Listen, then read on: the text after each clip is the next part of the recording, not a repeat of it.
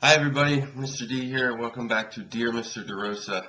I'm here on an uncharacteristically cold day in the Rio Grande Valley.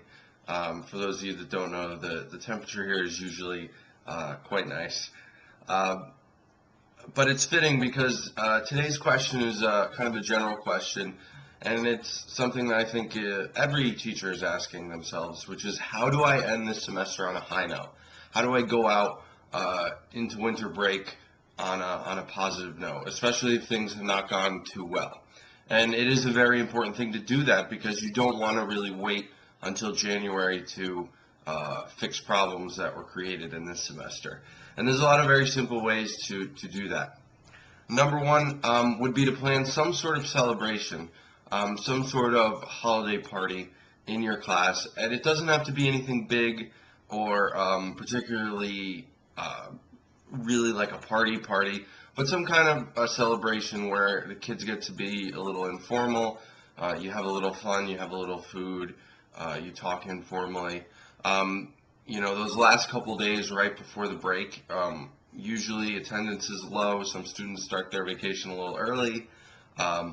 The school doesn't expect much from you. So it's a good time to do that. Instead of, you're going to have a really hard time forcing kids to do work on, the last half day before vacation in winter break. Second thing would be to give your students Christmas cards, and I know Christmas cards are not appropriate, but holiday cards, and in other words, write them a little note that says, I hope you have a good holiday. Write something positive about them. Write something you really like about them. This is really good for building up relationships with your students. Number three, talk about what you're going to do for the holiday. Corps members tend to travel to wherever they're from to go see their family. Or they create a kind of a new tradition wherever they are as a Corps member, usually with other Corps members or other teachers.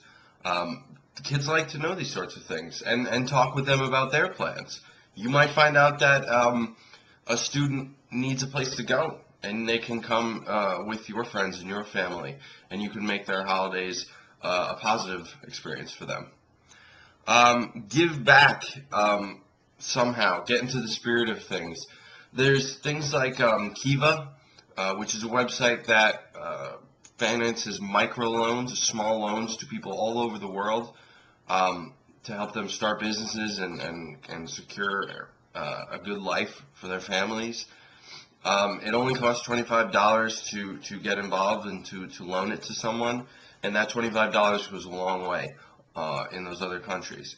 And it's kind of an ongoing project that your kids can look back at, and as it gets paid back, once the loan gets paid back, you can then pay the money back out to other people.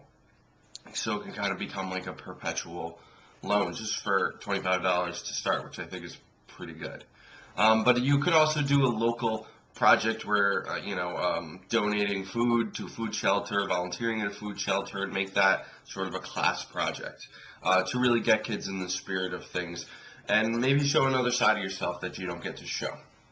And finally, build up excitement for the next semester. What are you going to do next semester that's so great? If things haven't been going well, tell them the kind of changes that you're thinking about. Maybe even ask them for feedback at this point instead of waiting until January. If you have a big, exciting project that you've been thinking about, give them a few hints. Give them a little bit about it. Talk about the topics you're going to cover. And if they start to ask questions, engage them in a conversation because that will build up their anticipation and get them really invested in your class. Those are just a few simple ways, but if you take the whole of it, it's all about building relationships with your students. And you have a lot of time where you're not going to get a lot of work done, but you can get a lot done that's just as important before winter break comes around. If you have other suggestions, leave them as comments on the blog. And as always, I'm always looking for new questions. Please email them to DEROSA@teachforamerica.org. Thanks, and I'll see you around.